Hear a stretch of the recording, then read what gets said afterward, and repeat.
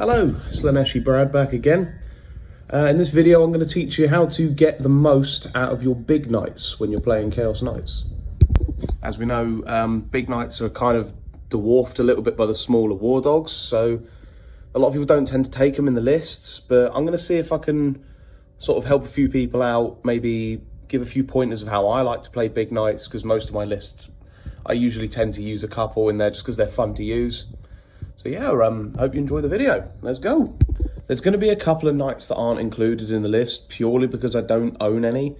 That's going to be the Styrex, the Abominant, and the Rampager. I'll briefly touch on the Rampager when we get to the Lancer, but purely because I don't have the others, so I can't really comment, and I haven't proxied them really. But I have used a Rampager, so we'll get to him when we get to the Lancer.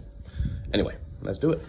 We'll start with the Abhorrence, and we'll start with the Despoiler. Now I've got two Despoilers here, and this video is kind of going to be a bit of a showcase of my knights as well, so just going to show them off a little bit there. There they are. Now for me there's two loadouts, two go-to loadouts when it comes to the Despoiler. The loadout here with the Thermal Spear and the either Fist or Chainsword, whatever you really want to fight against, and the double Gatling Cannon. Now the way personally for me to use this loadout is if I have to reserve a big knight, it's usually this guy. The spear is good for just dropping down and getting that extra melter range off, because it's basically the Demon Breath Spear on steroids. And maybe a rapid ingress if you're really feeling that, just to make sure that if he doesn't kill what he's shooting at, you can finish off with melee. You want to be targeting sort of vehicles with toughness sort of 11 and under, so sort of Lehman Russes and Lancer tanks and things like that. Because yeah, you're wounding toughness 12 models on a 4 with the Thermal Spear. If you don't roll sort of high enough on the shots, because it's 2d3, you're not going to be able to do that massive damage. Yeah, you can jump into melee and finish the job, but you really don't want this thing tied up. The way to play this guy is you want him struck down, take out something straight out of the gate, and then after that you want him to just be a massive threat on the sidelines, just like this big lumbering git moving towards you with a ginormous shooting, ginormous anti-tank fist. You just want him as an immediate threat. You want people to turn around, shift their attention to this, and go, holy crap, that thing's just jumped down, it's destroyed my Repulsor Executioner, or it's destroyed my Lancer tank, that thing's got to go. You want people to, I like to drop this guy down so that people really have to reevaluate their battle plan. Maybe you want him sort of hidden behind a couple of walls, sort of don't reserve him right out in the open if you can help it, but sort of jump him down with a few walls in the way, smash something, just cause a ruckus with him. Make people go, oh dang, that's a problem. I'm going to have to probably push everything away from the objectives to go and deal with this thing that's right in my back line. Whereas this guy, on the other hand, you can do similar things, but with infantry. But with this guy, you really basically want to be wiping big infantry units with this. You want this guy smashing Terminators. You want this guy, I don't know, annihilating ginormous 20-man blocks of guardsmen and things like that. Genestealer Cult, huge blocks, those bastards with the drills and stuff like that. You want this guy just wiping infantry left and right, because this guy with the double Gatling cannon will absolutely shred anything that's toughness 5 or under. Absolutely wipe it off the board. It's like something like 36 shots at strength 6, AP 2, damage 2, which is bonkers. So yeah, you see a 10-man Terminator block. Yeah, it's only damage 2, strength 6. And I know they've got 4 up involves, not everything's going to go through. But if you can put the shots away with this, that 20-man block, all of a sudden, even if you don't wipe the unit, that 20-man block suddenly becomes a 4-man block. Or, you know, or a 6-man block or something like that. You're going to probably kill at least sort of 3 or 4 Terminators, at the very least. You want this guy up the board, shredding infantry. But you don't want him out in the open, because as soon as you shred your first infantry unit, your opponent's going to realise what a threat this is, because it is scary. It's very, very scary. And he's going to target this with anti-tank. You want to hide this guy behind terrain, bide your time, walk through walls when you can, just don't let him be targeted. You want to be a bit precautious with him. That kind of goes for all big knights, to be honest. A lot of people do that I've seen make this mistake. They charge their big knight straight through the wall, like say with the Rampager, for instance.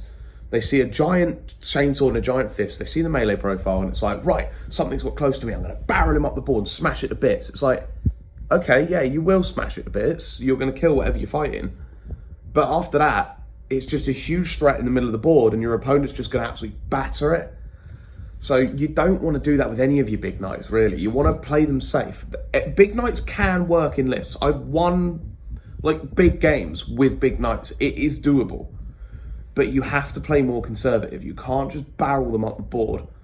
You have to use them to their strengths. You have to get to a point, you have to bide your time. You have to get them up the board. Do the walk through walls things has been an absolute godsend to big knights. It doesn't really matter if they're battle shocked. You don't really, I mean, you're going to be taking battle shock again in the command phase anyway if you're within battle shocked health. So unless you're going to chuck stratagems on them, it doesn't matter if we roll that one. So don't be afraid of walking them through the walls. So yeah, just bide your time, jump them out when you want them out. You know, don't be overzealous. Don't get all bloodlusted. Like, bide your time with the big knights.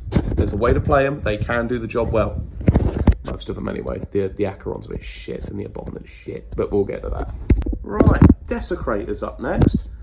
Now, a lot of people will tell you to have him hold the home objective, stand at the back of the board, and just sort of shoot things down that, down the sort of main alley. They're half right. You can do that, but then unless they deep strike sort of Terminators on your home objective, you're really missing out on that melee potential.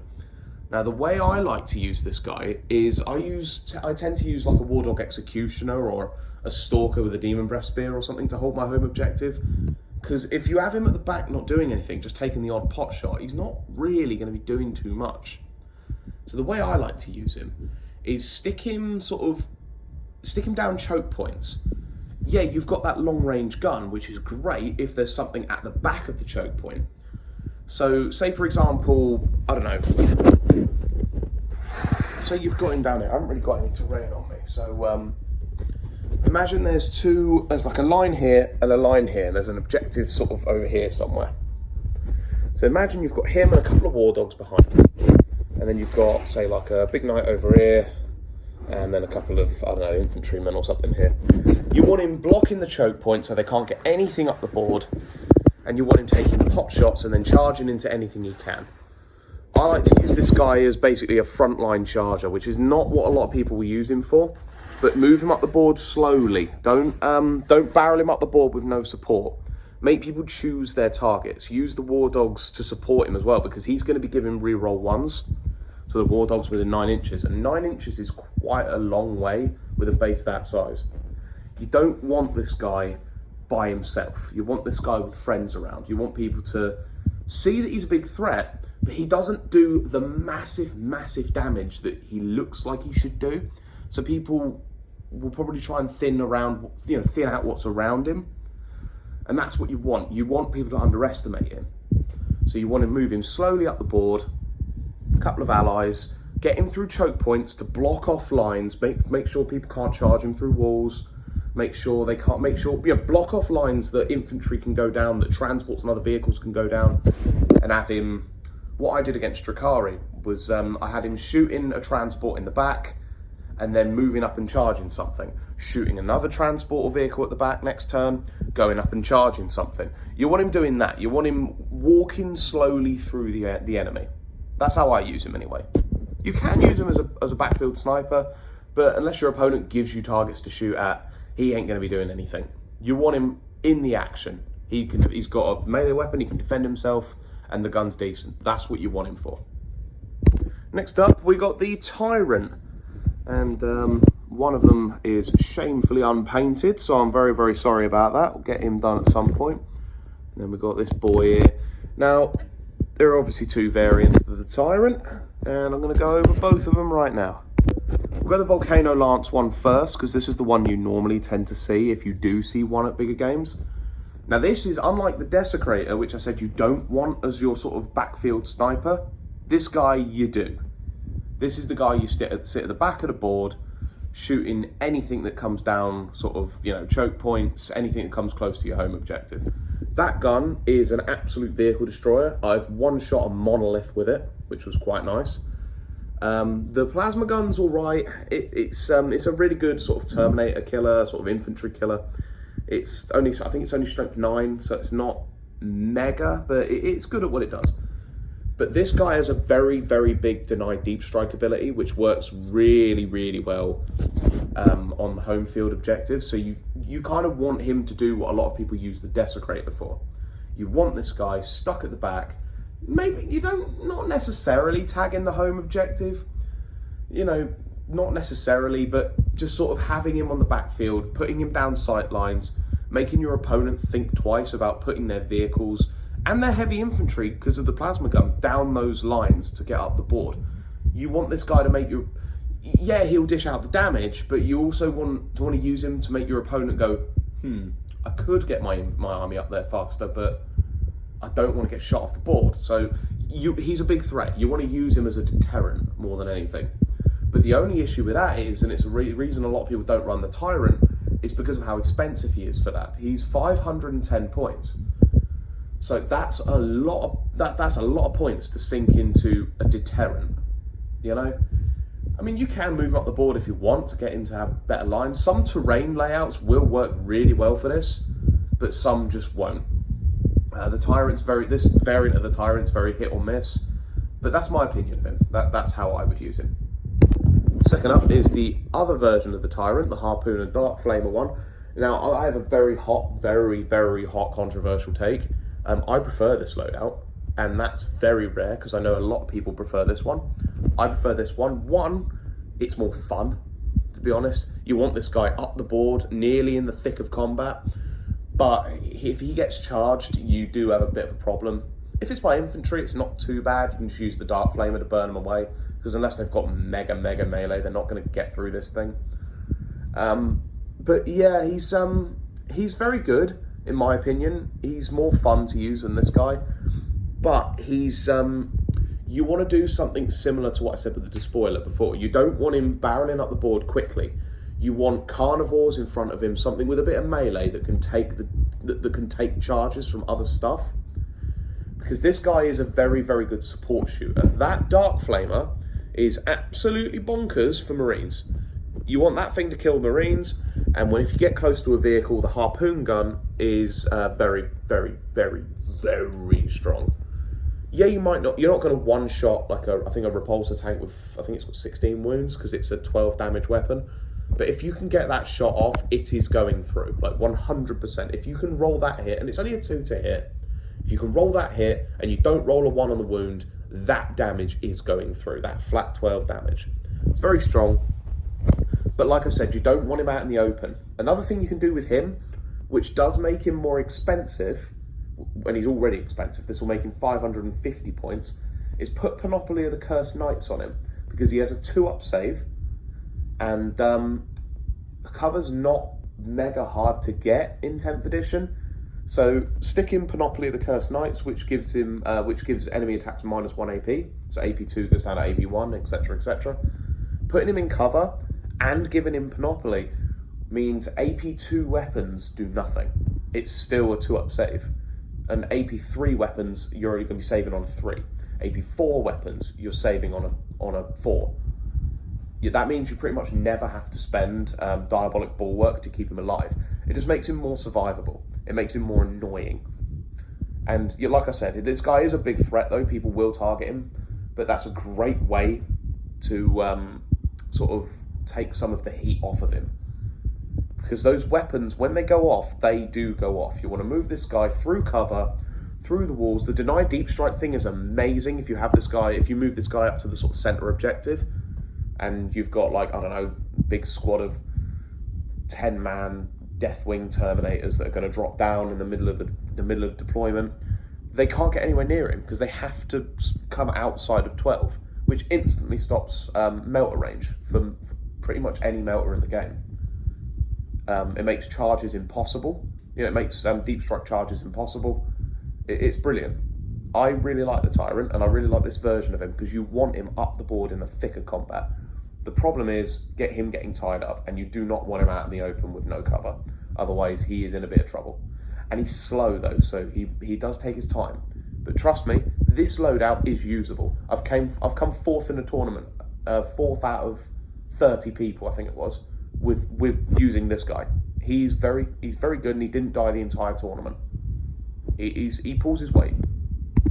I'm going to briefly talk about the Magaera. You don't really want to use this guy unless you're facing someone like Death Guard or anyone that sort of manipulates hit rolls and ballistic skills and things like that, because he's expensive. He's 435 points, but he's not going to be doing anything that the other knights can't do unless you're against someone that manipulates hit rolls, because as long as, I think it's a war dog within 6 or 9, I think it's one of the two, he just cancels it out, which is nice. I mean, you can just, you know, walk through contagion without any issues with your war dogs. He's very good for that, and his immediate threat isn't there because the gun's a bit poo and the melee is just normal knight melee. So people won't tend to target him as much as the war dogs. So use him as a support knight, but you only really want to take him against sort of enemies like that. He regens mortal wounds on the command phase, which is nice. He's the only knight to do so without terror shades. He's just, yeah, if you're going to use a Magaera, just use him as a support knight. I mean, maybe take pot shots at Plague Marines, things like that. But it's the only army you're really going to want to fight. You're really going to be wanting to use him with. You know, he's not incredible. Just things like that. You know, take him against manipulation armies, and you might get a bit of use out of him. I've won a game against a pretty good Death Guard player using him. So yeah, he's sometimes worth it. Moving on to the Cerastus Knights, I'm going to start with the Acheron just because he was the first one I picked up. This guy's, yeah, I've got to admit, he's the worst big knight in the entire codex. But if you really, really insist on using him, he is usable still. You want to sort of use him where he's going to get the most out of his battle shock ability. You're going to be wanting to walk him up with lots of carnivores. You want this guy dead in the thick of combat. Especially with the main gun, because it's a torrent weapon, you're not going to be getting any penalties to hit rolls if you're in combat. So you want this guy next to war dogs, because he gives off an what is it, an aura that's I think it's any enemy unit that's engaged with a war dog in combat within 9 or 6 has to take a battle shock test. Which if you want to manipulate the state of the game, like especially at turn 5. That's very good, because, you know, if like, because the person that goes second scores at the end of their turn in turn 5, if they're doing that and they, you know, just force their battle shock and then they can't score anything at the end. But he's very swingy like that. It's the only ability really that he's worth taking for, but even then, you're better off just taking a big knight that can just smack the crap out of whatever it's fighting. Yeah, that's the only way you really want to use him. Sort of use him as use him as the guy that's holding the reins of the carnivores. Run him up the board, run him up with the carnivores. Yeah, hide him a little bit more than the carnivores. You don't really want him to die if you're gonna be using him, which you're probably not. But yeah, that's how I'd use him. Use him as a leash master. Okay, so going from the worst big knight in the codex to probably the best big knight in the codex, we've got the Lancer. We'll go over the Castigator in a bit, because he's actually a Castigator, but he's got the Lance, just in case I want to use him as a Lancer. Anyway, so the Lancer's probably the best knight in the codex, but you still want to be sort of quite careful with how you use him, because his direct threat is massive. I'm going to briefly talk about the Rampager here as well, because the way that I'd use the Rampager is very similar to him. But the way I'm going to use, or the way I'm going to tell you how to use the Rampager is you want him sort of moving between buildings, but not that somewhere that your enemy can't get a line of sight on him with your anti-tank guns.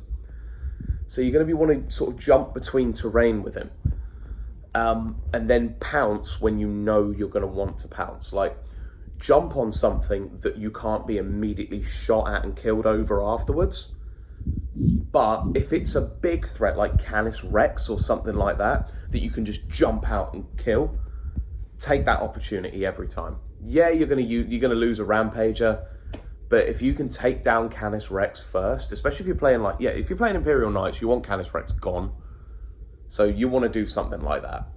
I'd trade a Rampager any day to kill Canis Rex. But anyway, moving on to the Lancer. You want to use him in a similar way. He's less versatile than the Rampager, so you can't really jump him out and deal with that annoying 10-man squad of Space Marines, because you're just not going to get the right amount of attacks for it.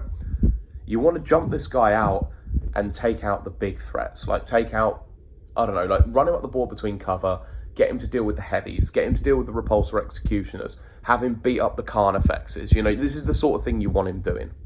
Anything with multiple wounds, anything really strong, just run him through walls, smash it to bits, move on to the next target. But you want to move him up with allies as well. Unlike the Rampager that you can kind of, it's not quite as bad if he gets killed straight away. I mean, you don't want him killed straight away, but you know what I mean. The Rampager is slightly more expendable. This guy, you want this guy alive. You want this guy jumping through buildings, killing what it can kill, and then sort of being in a place that if your opponent wants to take a shot at it, he's going to have to move his stuff around in a place he doesn't want his stuff being. So I like to pair this with another big knight every now and again, so that he can go ahead, start smashing things to bits, and if he wants to move something out to come and deal with it, yeah, you might even kill it, but you've got another big knight right up next to it that's going to put the hurt on you straight away afterwards. So you want your opponent thinking twice with him. You want him hidden, you want him coming out every now and again, bashing something, and then putting your opponent in an awkward predicament, somewhere where he's going to have to think about what he's going to be doing next. Don't just jump out, bash something to death and go, that was fun. Oh, now I'm dead. You don't want that. Don't use this as a distraction Carnifex. Use this as a strategic rook in a game of chess. And now we'll talk about the Castigator variant. So this guy, you basically want to use him as a similar sort of job as the Despoiler with a Gatling cannon. Because his gun, the Castigator's gun, is essentially a Despoiler Gatling cannon with twin linked on it. So you're not getting the full amount of shots as you'd normally get, but what you are getting is obviously twin linked.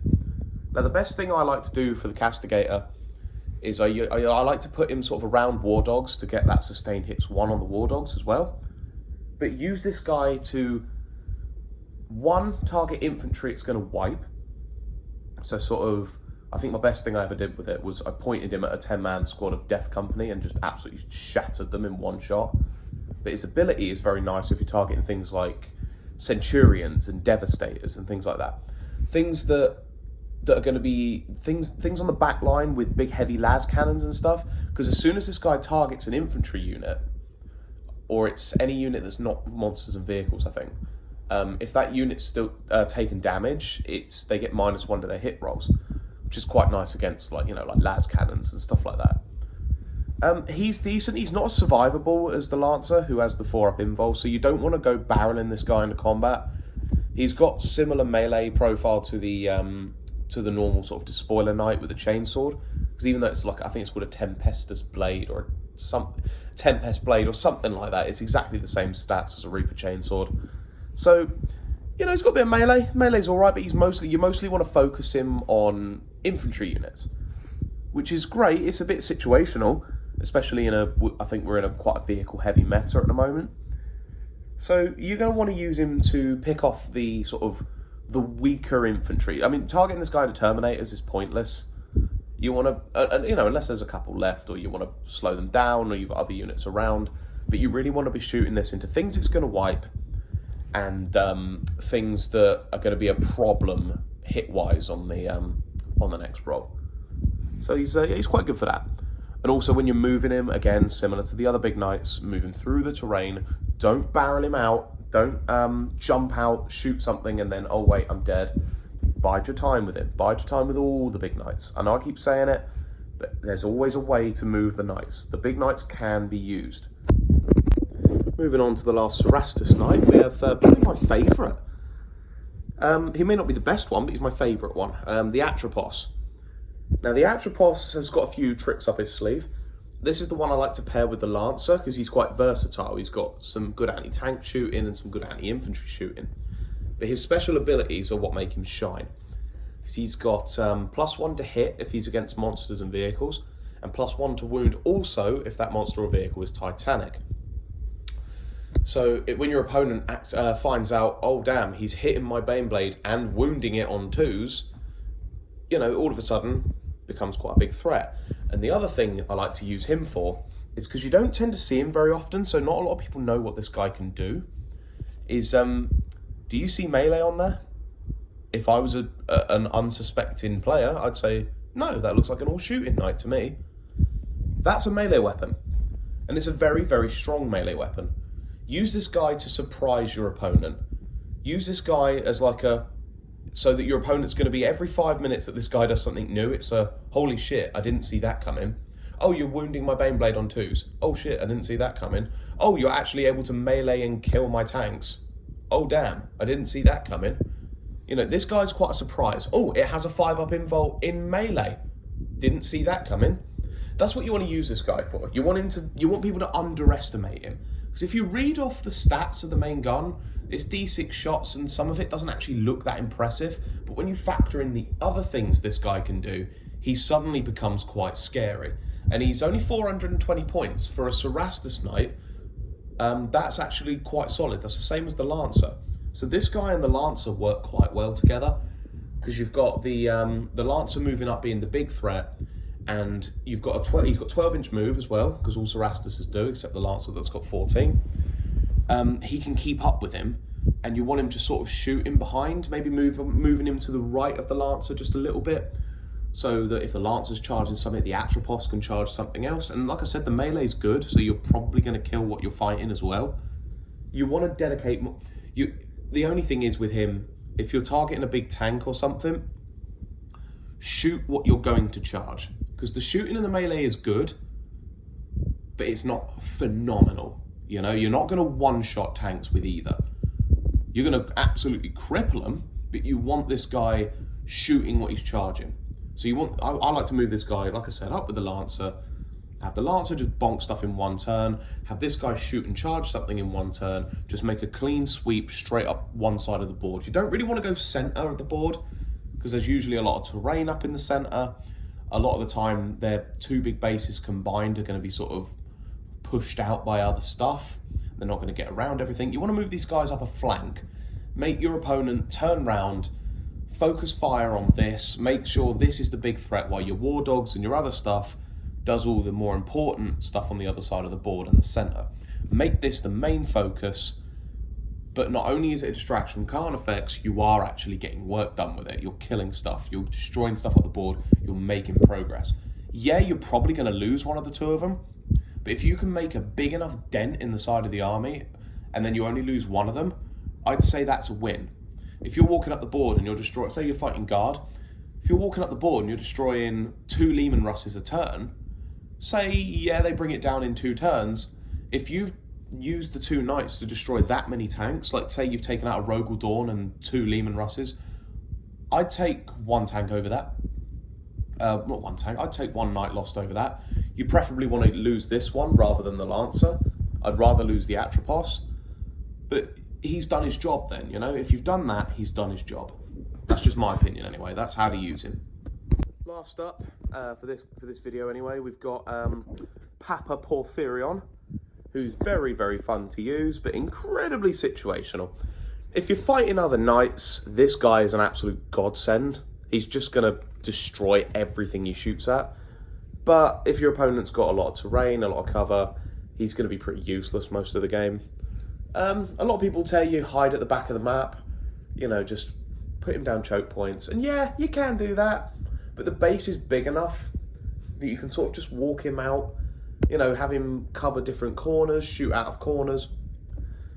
If something's this big, unless your opponent's going to be able to take care of him, they're probably not going to be able to kill him because he's so bloody chunky. He's just a problem. He's a problem for armies that can't deal with him. I've taken this to a tournament because I'm an absolute nutcase. And I did win a game. And it was against Genestealer Cult, funnily enough, because he couldn't kill it. You know, he could not deal with it. And yeah, while I was shooting a lot of infantry, I was overkilling it. It was the vehicles. The little laser truck things. He just destroyed them. Like, straight out of the gate, turn 1. Just absolutely smashed them to bits. Yeah, he's not viable for most lists, but he's kind of an overkill version of the Volcano Lance Tyrant that we talked about earlier. Sort of hide him round corners, hide him in your deployment, however you want to use him. Pardon me, sorry. I'm not going to tell you how to use this guy. Yeah, everyone uses him different ways. I haven't seen anyone. In fact, I haven't actually seen anyone else use one except me. So just have fun with him. You know, if you're playing serious top level tournaments, you're probably not going to be using this thing anyway, unless you're me. But he's just fun to use. Have him as a big threat, big scary threat. Just use him that way.